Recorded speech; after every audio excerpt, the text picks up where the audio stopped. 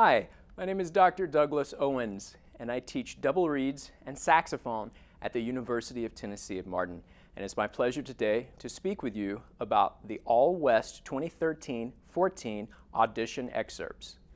First off, for number 1, quarter note equals 80, this particular excerpt will sound outstanding if you are comfortable using vibrato on the oboe.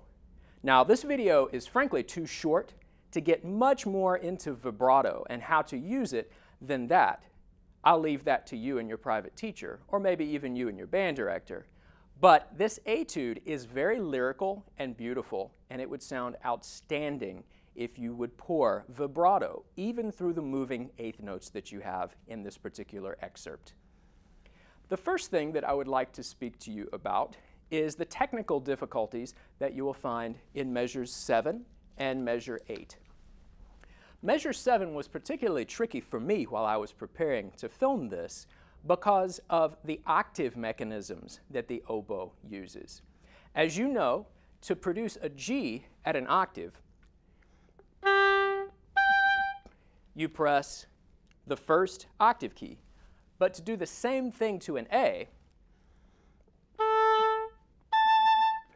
you press the second octave key with your left index finger. In addition, on the notes D flat, D, and E flat, we use what's called the half-hole mechanism. The technical issue in measure 7 is that in a very short amount of time, you are required to use all 3 of those different octave-producing mechanisms on the oboe. Specifically in beat 2, where you are asked to play a D, an A, a G, and then back to a D. What I would suggest is mastering that measure and any other technical spot that you had in this particular etude with a metronome, playing very, very slowly until you absolutely know that the next note that you play is going to be the correct note. The next difficulty that I would like to speak to you about on this particular excerpt comes in the forms of the notes C sharp and D. Both of those notes tend to be sharp on the oboe. I'm talking about the very, very high C sharp and D, not just the second octave C sharp and D in this case. But those notes tend to be high, and so I would practice both of those notes using a tuner and a drone. What I mean by a drone is a pitch that's sounding in the background. For instance, I'm going to use my tuner metronome combination right here, and I'm going to place a drone on that C sharp. And I'm going to practice hitting that note from the C below until, for the time being, I'm satisfied that it sounds good.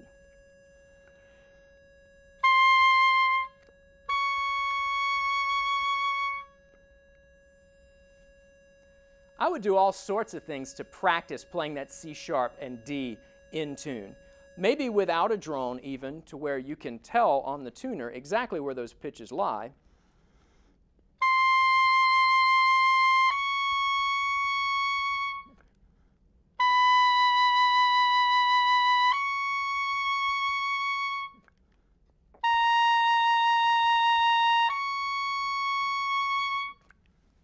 Practicing different notes even than are required in this excerpt in getting to that C sharp and that D. A helpful hint for intonation on the D is I will actually put down my middle finger on my right hand to help bring that pitch into tune.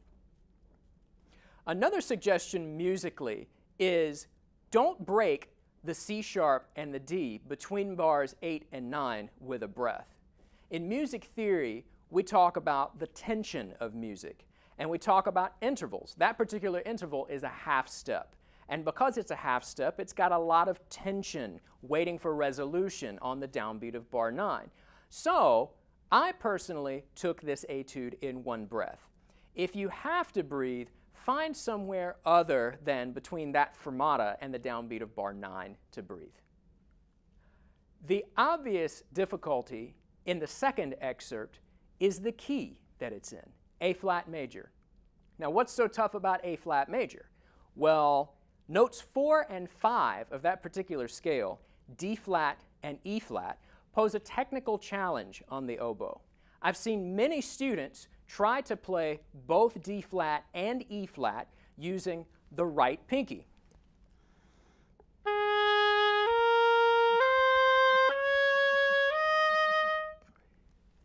That makes for an awkward finger motion, and many students don't know that we have a left pinky E flat that we can use.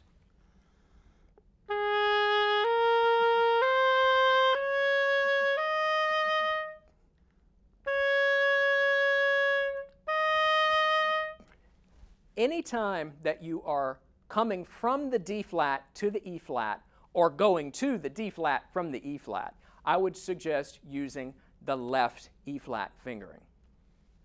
In addition, another technical aspect of this etude comes with a choice of which F do we use on the oboe. Now, all oboes have two options for the F, either forked F or what I grew up calling regular F, which is fingered just like the E, only we add the ring finger right here to produce that particular pitch. Well, the next problem comes with when we have to go to an E flat, which involves putting this ring finger back on this key. We can't use, at least what I used to call, regular F. Now, the reason I call it regular F is because it always sounds better. This F is much stuffier and harder to control as far as intonation than that F right there. So, one of the things that I would make sure that you are doing is make sure that you're using the right F fingerings throughout the entirety of this particular etude. As a matter of fact, I believe that every single time that I had an F, I fingered it as the forked F, even though that's my least favorite. It's the only way I could get to the E flat correctly. One final technical challenge that this particular etude poses is in the turn. Well, what is a turn? A turn is an embellishment or a musical decoration, and we execute the turn by starting on the printed note, moving to the note above in the key signature, moving back to the original printed note, then to the note below in the key signature, then back again to the original note. Now, what does this sound like in slow motion?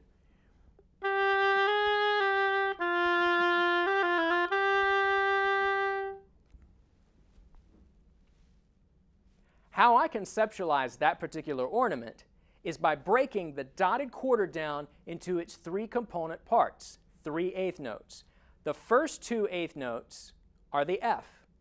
The third eighth note I break down into 4 30-seconds. So in very slow motion, it's going to sound like this.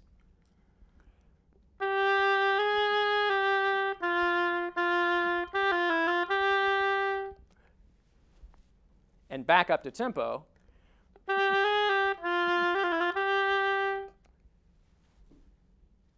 Again, practice that slowly, even metronomically, until your fingers really master where they need to go to make the turn work. One of the difficulties in the third excerpt, quarter note equals 132, is in the articulation that the composer has asked us to perform, staccato. Most people think of staccato articulation meaning short and even dry. Well, because of the smallness of the bore, the inside of the oboe, and the smallness of the reed, any short articulation that we perform is going to be magnified even more to an audience member, or in your case, to a judge. So what I would truly recommend is think of the staccato notes being more detached and bouncy. I'll play it short, and then I'll play it bouncy.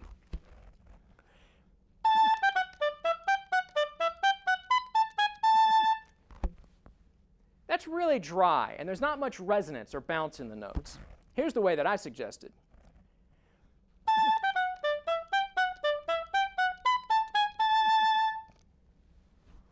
I think that that's a much more vibrant sound.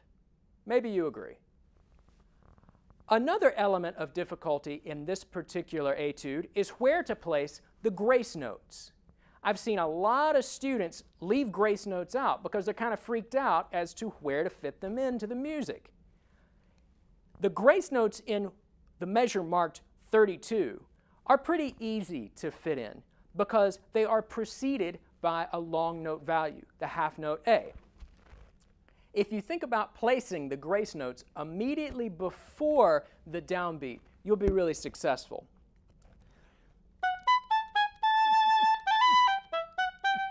Something like that.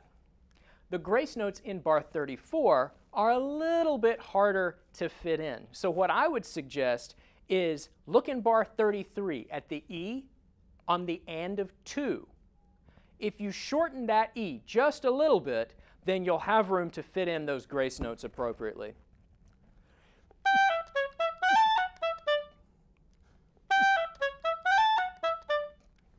Something like that. One more secret about the third example, the third etude, comes in bar 42. Many people cheat when they move from a D in the treble clef staff to the D the octave up. They find it really tough to slur. And the note can be challenging, but it's made a lot easier if you know a little trick about lifting the left index finger off completely. Now the regular fingering for D is half hole, 2, 3. I use my middle finger of my right hand and the low C key. If we try to slur to that note from the octave below, it doesn't work, no matter how hard we try. So like I said, a lot of people kind of cheat and tongue that. If you lift the left index finger off completely, you still have to set your embouchure correctly, you still have to take the right amount of reed in the mouth, you still have to blow enough air to get the high D to come out, but it works a whole lot more easily. Watch my left index finger one more time. Works a whole lot better that way. Good luck with your audition. If you have any questions whatsoever, feel free to get in contact with me through email or a phone call. I'm looking forward to getting to know you. Thank you for your time.